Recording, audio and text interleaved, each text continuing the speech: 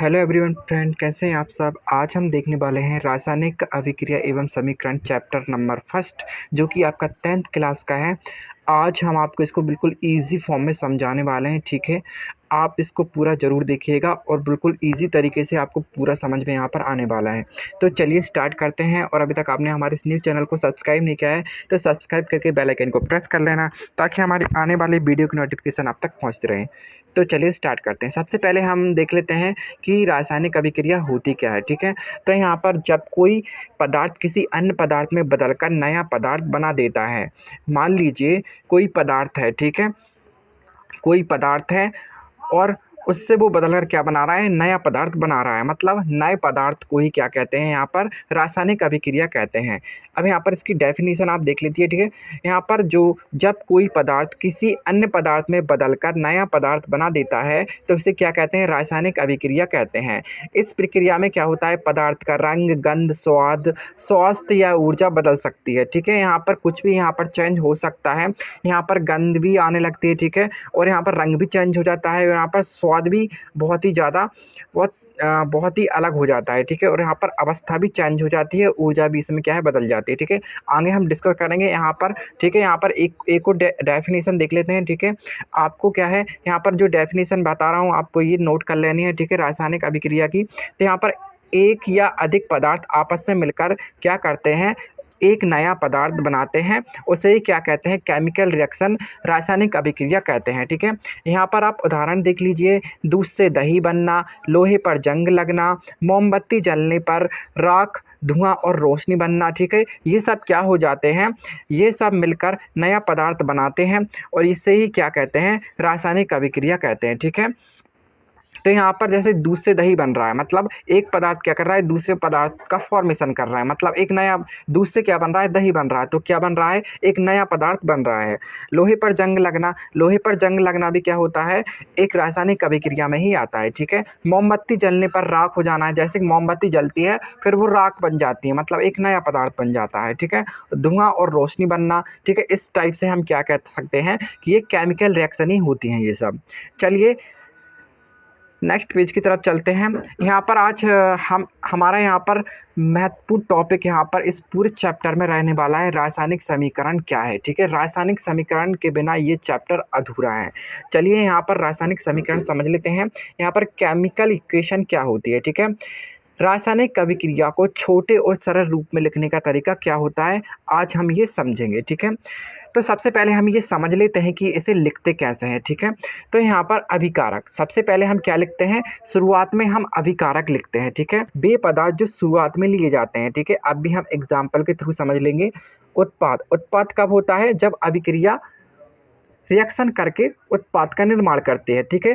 पहले क्या बनेंगे, अभिकारक बनेंगे, फिर उत्पाद बन जाएगा, ठीक है। ये अभिकारक क्या रिएक्शन करके क्या बनाते हैं, उत्पाद बनाते हैं।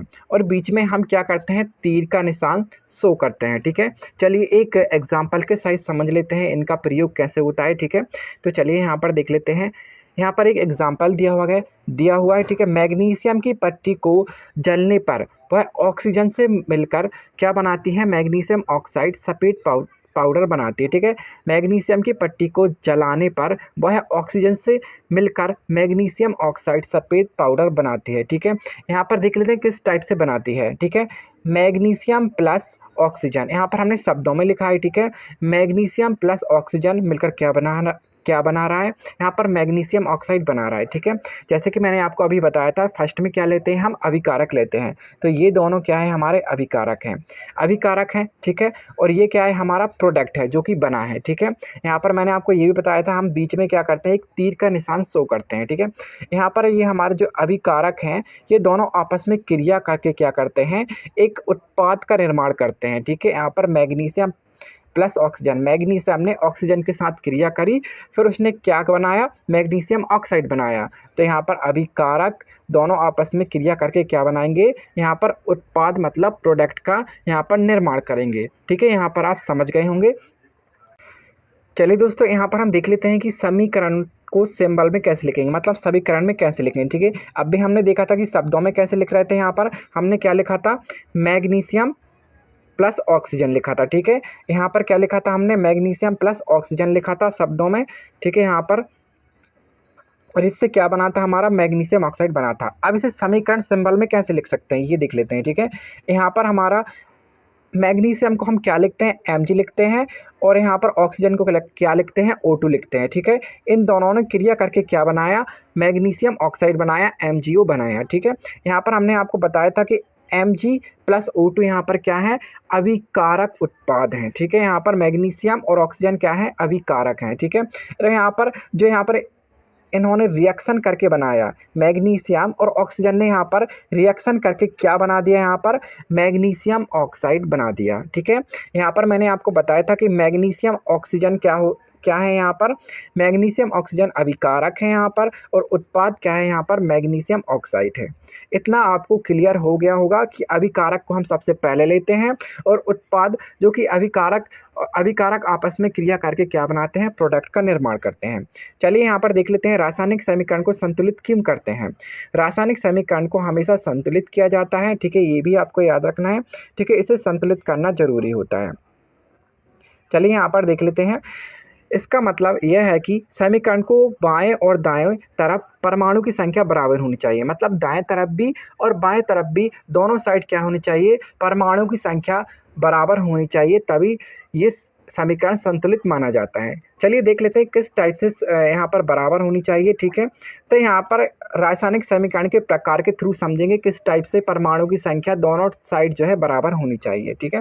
तो यहाँ पर संतुलित रासायनिक समीकरण, यहाँ पर सबसे पहले हम देखेंगे इसका फर्स्ट प्रकार है, ठीक है। यहाँ पर फर्स्ट प्रकार क्या है, यहाँ पर संतुलित रासायनिक समीकरण, जब किसी रासायनिक समीकरण में अभिकारक और उत्पाद, ठीक है, जब किसी रासायनिक समीकरण में अभिकारक और उत्पाद के दोनों तरफ परमाणु मतलब एटम्स की संख्या बराबर ना हो तो इसे हम क्या कहते हैं, असंतुलित समीकरण कहते हैं।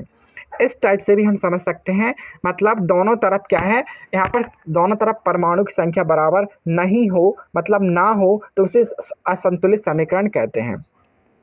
मतलब संख्या बराबर ना हो, सीधे टाइप से कह सकते हैं संख्या बराबर ना हो, उसे हम क्या कहते हैं, असंतुलित समीकरण कहते हैं, ठीक है।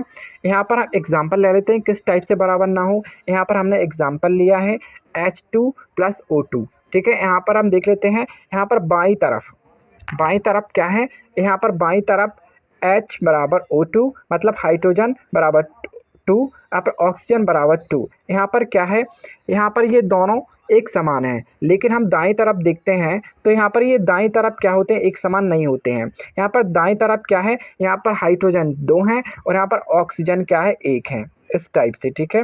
यहाँ पर हाइड्रोजन क्या है, 2 है, और यहाँ पर ऑक्सीजन क्या है, 1 है। तो ये क्या है, ये बराबर नहीं है, ये बराबर नहीं है, तो यहाँ पर ये क्या हो जाएगा, असंतुलित रासायनिक समीकरण हो जाएगा, ठीक है।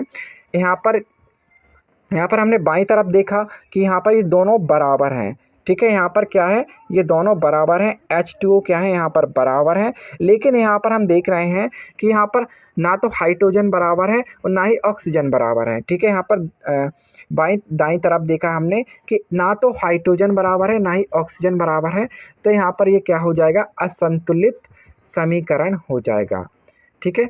यहाँ पर ऑक्सीजन के परमाणु बराबर नहीं है, तो इसलिए क्या हो जाएगा, असंतुलित समीकरण हो जाएगा, ठीक है। इतना आपको समझ में आ गया होगा कि जहाँ पर संख्या बराबर ना हो, वहाँ पर परमाणु की संख्या बराबर ना हो, और अभिकारक और उत्पाद दोनों के परमाणु की संख्या यहाँ पर बराबर ना हो, तो यहाँ पर असंतुलित समीकरण इसे कहते हैं। चलिए अब देख लेते हैं संतुलित समीकरण क्या होता है। संतुलित समीकरण क्या होता है दोस्तों, यहाँ पर संतुलित रासायनिक समीकरण क्या होता है, जब किसी समीकरण के दोनों तरफ अभिकारक और उत्पाद सभी तत्वों के परमाणु बराबर हो, मतलब समान हो, बराबर हो, तो इसे क्या कहते हैं, एक संतुलित समीकरण कहते हैं। तो यहाँ पर दोनों क्या है, अभिकारक और उत्पाद के जो यहाँ पर परमाणु जो यहाँ पर सभी तत्व परमाणु संख्या यहाँ पर क्या है, बराबर है। तो यहाँ पर हम देख लेते हैं 2H2O, ठीक है। यहाँ पर क्या है, 2H2O और यहाँ पर 2H2O, यहाँ पर दोनों क्या है, बराबर हैं, ठीक है। यहाँ पर हम देख लेते हैं बाईं तरफ, यहाँ पर बाईं तरफ कौन हो गया, हमारा ये हो गया, बाईं तरफ क्या होगा, ये हो गया। यहाँ पर यहाँ पर क्या है, यहाँ पर हाइड्रोजन भी 4 हैं और ठीक है ऑक्सीजन कितने हैं, 2 हैं। तो यहाँ पर क्या है, बराबर है ये। ठीक है, अब दाएं तरफ देख लेते हैं इस टाइप। ठीक है, यहाँ पर हाइड्रोजन 2 हैं और ऑक्सीजन 2 हैं। तो यहाँ पर क्या है, यहाँ पर एक समान है इसमें यहाँ पर क्या है, ऑक्सीजन और इसमें दाईं तरफ भी और बाईं तरफ भी ऑक्सीजन दोनों बराबर है, मतलब 2 है। यहाँ पर हाइड्रोजन भी क्या है, 4 है दोनों तरफ। तो यहाँ पर क्या हो गए, ये बराबर हो गए। ठीक है, इस टाइप से इक्वेशन में ये बराबर हो गए। अब परमाणु की संख्या दोनों तरफ बराबर है, इसलिए यह समीकरण संतुलित होगा। ठीक है, जहाँ पर परमाणु की संख्या बराबर होती है उसे क्या कहते हैं, संतुलित समीकरण कहते हैं। ये आपको याद रखना है। यहाँ पर है 2 है, यहाँ पर भी 2 है, तो यहाँ पर बराबर है। अब भी यहाँ पर हमने देखा था, यहाँ पर यहाँ पर एक ऑक्सीजन की संख्या कम थी और यहाँ पर क्या है, एक ऑक्सीजन की संख्या ज़्यादा है बाईं तरफ। ठीक है, और दाईं तरफ क्या थी, कम थी, इसलिए ये असंतुलित हो गया। और यहाँ पर क्या है, दोनों तरफ यहाँ पर बराबर है। तो यहाँ पर ऑक्सीजन की संख्या भी बराबर है और हाइड्रोजन की संख्या भी यहाँ पर बराबर है। तो यहाँ पर क्या हो गया, ये संतुलित समीकरण हो गया। ठीक है, इतना आपको अच्छे से समझ में आ गया होगा। चलिए दोस्तों, इसी के साथ हमारा ये टॉपिक एंड होता है, रासायनिक अभिक्रिया एवं समीकरण। आज हमने इसमें क्या क्या देखा है, आज हमने इसमें देखा है रासायनिक अभिक्रिया क्या होती है और इनके एग्जाम्पल्स देखे हैं। ठीक है, और रासायनिक समीकरण क्या होता है, इनको कैसे संतुलित करते हैं, कैसे इन्हें बनाते हैं। ठीक है, इनमें कैसी रिएक्शन होती है, इस टाइप से हमने देखा है।